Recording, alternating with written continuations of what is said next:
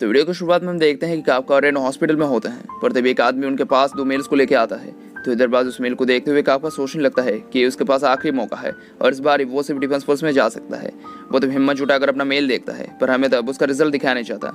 थोड़ी देर बाद हम एक जगह पर उन कैंडिडेट्स को देखते हैं जो लोग एग्जाम में पास हो चुके थे। वहाँ पर तब कुछ लोग काफका को देखना चाहते थे और ये भी आशा कर रहे थे कि वो भी पास हो जाए।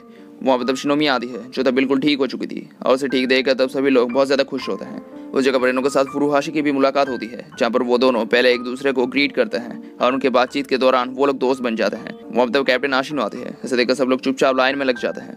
वहाँ पर वो सेरेमनी शुरू होती है जहाँ पर शिनोमिया को कुछ चीज़ों को बोलने बोला जाता है। तब शिनोमिया स्टेज में चली जाती है। वहाँ पर आशिनो सभी को बताती है कि आज से वो सभी लोग ऑफिशियल डिफेंस फोर्स का हिस्सा है। आशिनो तब शिनोमिया का शुक्रिया अदा करती है क्योंकि एग्जाम में काजू को वापस जिंदा होते समय उन्हें मारने में शिनोमिया का बहुत बड़ा योगदान दिया था। पर शिनोमिया तब उसे सुनकर खुश नहीं होती और सोचने लगती है कि उस काजू को मारने वाली वो नहीं थी। यह सब बात अभी काफका को सुननी चाहिए थी, पर वो अभी तक आया क्यों नहीं। उसने सिर्फ उसकी जान ही नहीं बचाई थी, वो उसे एक छोटी बच्ची की तरह ट्रीट कर रहा था। पर उसे अभी भी काफका के पास से उसके काजू फॉर्म के बारे में कुछ चीजों को जानना है। वो ऐसे ही वहाँ से भाग नहीं सकता। पर तभी वहाँ पे सेरेमनी के बीच में काफका उस जगह पर आ जाता है।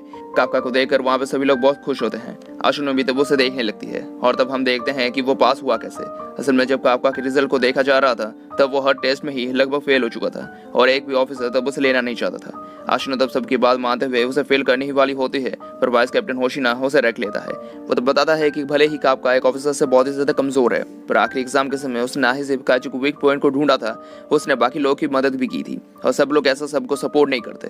और सबसे बड़ी बात है कि वो बहुत ही ज्यादा मजाकिया है। उसे अभी पता नहीं है कि काफका कभी भी एक फुल ऑफिसर बन भी पाएगा कि नहीं, पर वो अभी उसे अपने ग्रुप में ले सकता है। आशिनो तब उन बात को सोचने लगती है। वो तब बताती है कि जबकि काफका उनके ग्रुप में है तो वो अब उस सेरेमनी में रह सकता है। और उसे सुनकर तो सभी लोग बहुत ज्यादा हैरान होने के साथ साथ बहुत ज्यादा खुश भी होते हैं। होशिना तब आशिनो को स्टेज में आके सभी नए ऑफिसर्स के लिए कुछ शब्द को बोलने कहता है।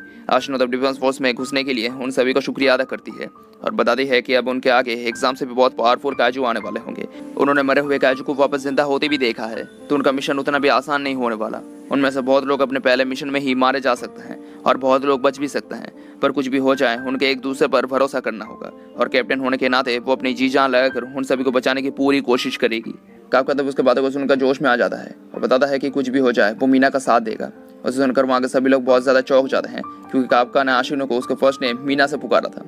काफका भी तब अपनी गलती समझ जाता है कि जोश में उसने ये क्या कर दिया था। आशिनो तब उसे एक सुपीरियर ऑफिसर को उसके फर्स्ट नेम से बुलाने के लिए उसे 100 पुशअप्स करने की आती है। होशिना तब काफका को देखकर हंसने लगता है, पर तब वो देखता है कि कैप्टन आशिनो एक स्माइल देकर वहां से चली गई थी और उसे देखकर वो भी तब हैरान होता है। होशिना तब बताता है कि उस जगह पर काफका की तरह कुछ लोगों की जरूरत है जो सभी लोगों को मनोरंजन करे, पर तब वो सोचने लगता है कि वो लोग काफका के बारे में सब कुछ नहीं जानते। जब सभी काजू वापस से जिंदा हो रहे थे तब उन्होंने 9.842 पावर वाली एक काजू का सिग्नल रिसीव किया था। वो लोग अभी काफका के बारे में बहुत सी चीजों को नहीं जानते और काफका के सूट की पावर भी 0 होती है, पर उसे इस बारे में सब कुछ पता लगाना ही होगा। काफका तब वहाँ पे अपना पुशअप कंप्लीट कर लेता है, पर तभी उसके पास शिनोमिया आती है जो तब काफका को उसके साथ जाने बोलती है। थोड़ी देर बाद वो लोग एक जगह पर मिलते हैं जहाँ पर काफका तब शिनोमिया को सब कुछ बता देता है कि एक काजू को खा लेने से वो भी एक काजू में बदल सकता है। और इसे सुनकर तब शिनोमिया बहुत ज्यादा हैरान होती है। काफका तब बताता है कि उसे डिफेंस फोर्स को जाके ये सब कह देना चाहिए ताकि वो लोग उसका इलाज ढूंढ सके। इस पर तब शिनोमिया कहती है कि ऐसा नहीं हो सकता।